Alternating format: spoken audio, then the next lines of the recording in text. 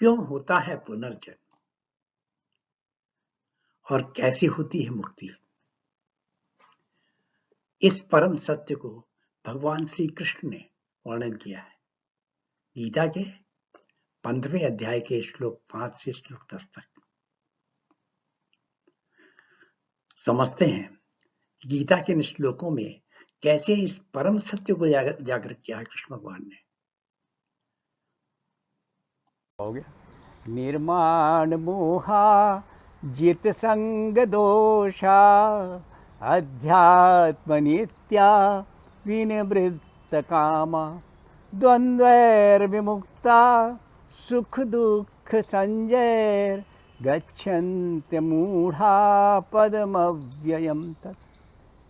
निर्माण मोहा निहिमान, अपना कोई मान न करो। कहते हैं मान और अपमान करने से सब गड़बड़ होता है, तो अपना कोई मान मत करो। जित संग दोषा, और जो आसक्ति से के दोष हैं वो सबको जीतो, समझे। गच्छन्त्य मूढ़ा पदमव्ययम तत्। इस तरह से जब अमूढ़ हो जाते हो, जब तुम्हारी ये मूर्खतापूर्ण व्यवहार खत्म हो जाता है, जब तुम तो क्या होता है, पदम अव्ययम, तभी तुम अव्यय पद को प्राप्त करते हो। द्वंद्वैर विमुक्ता सुख दुख संगई, उसके बाद तुम द्वंद्वों से विमुक्त हो जाते हो। द्वंद्व क्या है ये दुनिया में? सुख दुख, हानि लाभ, जीवन मरण, सब ये द्वंद्व हैं। इनसे फिर मुक्त हो जाते हो। और गच्छन्ति मूढ़ा पद्म, उसके बाद अव्यय पद तुम्हें प्राप्त होता है, जो मुक्ति प्राप्त होती है, मोक्ष प्राप्त हो। जो पद प्राप्त होता है वो कैसा है? न तद्भासयते सूर्यो न शशांको न पावका यद्गत्वा न निवर्तन्ते तद्धाम परमं मम। उसको सूर्य भी प्रकाशित न तद्भासयते, उसको सूर्य प्रकाशित नहीं कर रहा है, न चंद्रमा प्रकाशित कर रहे, ना अग्नि है वहाँ पर, समझे। यद्गत्वा न निवर्तन्ते, वहाँ पहुँचकर आदमी लौटता नहीं है कभी। तद्धाम परमं मम, वही मेरा परम धाम है, जहाँ उनके ईश्वर के प्रकाश से ही सब कुछ प्रकाशित होता है। न सूर्य न चंद्रमा न अग्नि किसी से प्रकाशित नहीं होता, वो ईश्वर के परमेश्वर के प्रकाश से प्रकाशित होता है। ममेवांशो जीवलोके जीवभूता सनातना मना षष्ठानि इंद्रियाणि प्रकृतिस्थानि कर्षति। मम एव अंशो जीवलोके, जो जीव है वो केवल मेरा ही अंश है। पुरुष जो है बॉडी मिलती है वो जीव बनता है। इस संसार में जो जीव है वो मेरा ही अंश है। और जीवभूता सनातना, जितने भी जीव हैं वो सनातन हैं। जीवभूत प्राणी जो है सब सनातन है, मतलब हमेशा, ना कभी खत्म नहीं होते हैं, पुराने हैं, सनातन है। मना षष्ठानि इंद्रियाणि, और प्रकृति स्थानी, और प्रकृति मन सहित पांचों इंद्रिय, 5 इंद्रिय, मन और 5 इंद्रिय, मतलब षष्ठानी 6, मन सहित 6 जो हो जाए, 5 मन और 5 इंद्रियाँ, इनको प्रकृति लेके आगे चलती है। जब भी हम जो है शरीर छोड़ते हैं तो मन और 5 इंद्रियों को लेकर प्रकृति जो है आगे चलती है। शरीरम यद्वाप्नोति यच्चाप्युत्क्रामतीश्वरा गृहीत्वैतानि संयाति वायुर्गंधानि वाष्यात्। शरीरम यत्, आप जो भी शरीर में प्राप्त करते हैं, जो भी शरीर हम प्राप्त करते हैं, तो वहाँ पर मन और इंद्रियां कहाँ से आती हैं? पिछले उससे। तो वही बता रहा, शरीरम यद्वाप्नोति यच्चाप्युत्क्रामतीश्वरा, जो हमने पुराना शरीर छोड़ दिया है, तो पुरुष के साथ वो शरीर जो है वो मन और इंद्रियां सब साथ चलती हैं उसके साथ। और गृहीत्वैतानि संयाति, उसको पकड़ कर ले जाती हैं। कहाँ ले जाती हैं? ये कैसे ले जाती हैं? वायुर्गंधानि वाष्यात्, जैसे हवा चलती है तो कहीं पर दुर्गंध है तो वहाँ से दुर्गंध ले लेगी हवा और तुम्हारे पास आ जाएगी। तो जब भी जो दूसरा शरीर धारण करते हैं उसके आपका मन और इंद्रियां पुराने शरीर से आके नए शरीर में पहुँच जाती हैं। तो इसका मतलब ये एक अविनाशी चलता रहा। जब जीव धारण करता है, शरीर धारण करता है, पुरुष और स्त्री, तो उसकी इंद्रियां सब और मन जो है वही रह जाता है। तो इसलिए लोगों की वैरायटी इसीलिए ज़्यादा है, क्योंकि हम एक ही माँ के बच्चे दो होते हैं और दोनों में जो है अलग अलग थिंकिंग होती है, अलग अलग, इसी वजह से कि वो अपनी जगह से आए हैं, वो अपनी जगह से आए हैं।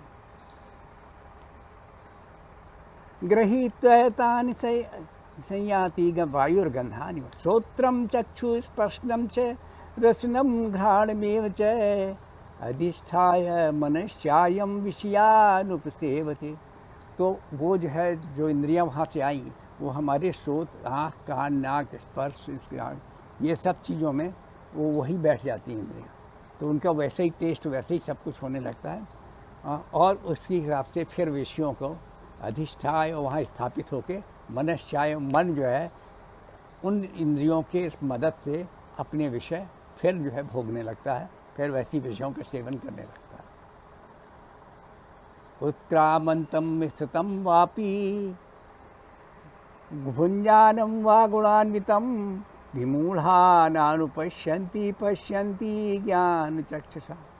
इस तरह से उत्क्रामंतम, एक शरीर छोड़कर जब दूसरी जगह स्थित होता है तो वो फिर जो अपने गुणों से, उन्हीं गुणों से युक्त हो जाता है जो पहले से थे, उन्हीं गुण से युक्त होता है। विमूढ़ानानुपश्यन्ति, इसमें जो मूर्ख लोग हैं वो देख नहीं पाते इस बात को।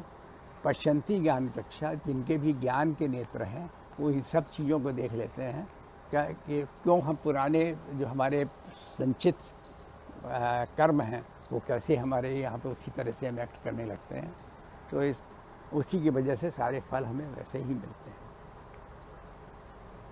अब इन्हीं श्लोकों को गीता गीत के रूप में सुनते हैं। जिनको न मोह न मान है, जिसने आसक्ति लिया जीत, जिनको न मोह न मान है, जिसने आसक्ति लिया जीत, अध्यात्म में नित रहे व्यस्त, निवृत्त काम न उससे प्रीत। जिनको न मोह न मान है, जिसने आसक्ति लिया जीत, अध्यात्म में नित रहे व्यस्त, निवृत्त काम न उससे प्रीत।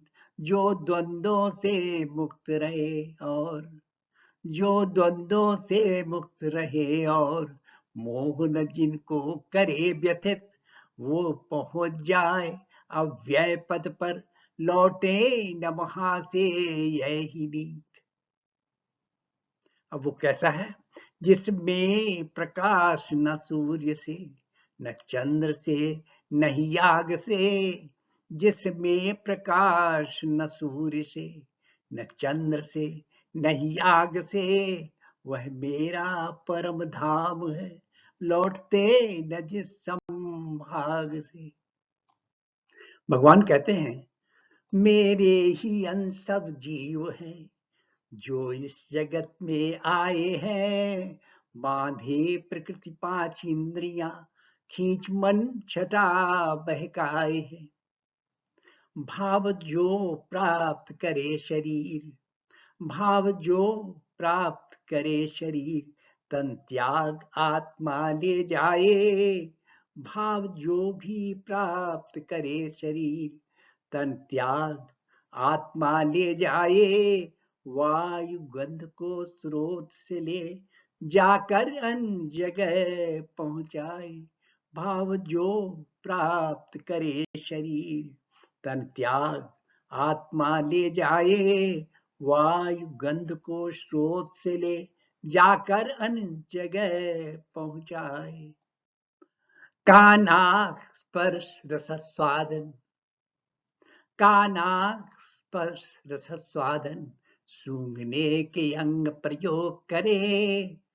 कानाख स्पर्श रस स्वादन, सूंघने के अंग प्रयोग करे। स्थित कर इंद्रियों को मन, इंद्रिय विषयों का भोग करे। कानाख स्पर्श रस स्वादन, सूंघने के अंग प्रयोग करे। स्थित कर इंद्रियों को मन, इंद्रिय विषयों का भोग करे।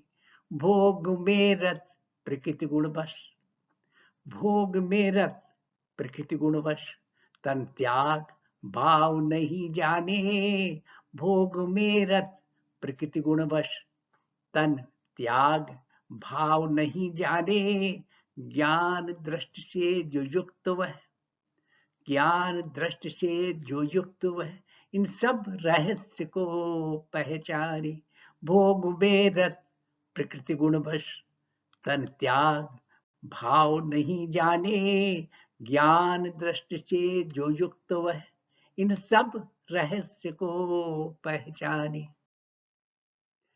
Now learning. What is the first learning? Harmony leads you to goal. What does it mean? If you want to have victory, if you want to achieve your goal, whether it is material world or spiritual world, you have to have harmony. There should not be conflicting things. मतलब आपको सुख दुख, हानि लाभ, जीवन मरण, इन सबके द्वंद्वों में नहीं फंसना है. आपको हार्मोनी होनी चाहिए जीवन में. कोई भी द्वंद्व होगा तो आप हार्मोनी नहीं ला सकते. हार्मोनी नहीं होगा तो आप हमेशा परेशान रहेंगे, अपने लक्ष्य को प्राप्त नहीं कर सकते, चाहे वो मुक्ति आपका लक्ष्य हो और चाहे ही कोई गोल अचीव करना हो material world. What is the second learning? Second learning is, for your enlightenment, no external light is required. If you want to be enlightened, it means you have to do meditation. आपको अंदर झांकना है. कोई सूर्य चंद्र और आग की रोशनी से आप enlightenment प्राप्त नहीं कर सकते. आप खुद जो है अपना जागरण नहीं कर सकते अगर आप सूर्य और चंद्र और अग्नि की रोशनी से, आग की रोशनी से कुछ देखना चाहते हैं.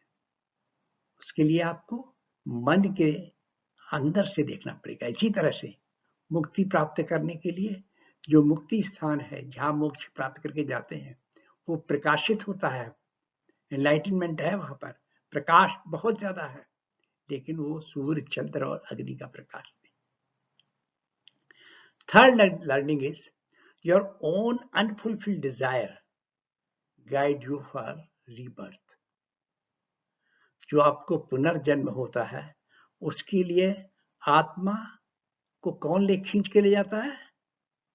उसकी अपनी भावनाएं, उसका मन, उसकी इंद्रियां, ये सब खींच के उसको पुनर्जन्म के लिए ले जाती है.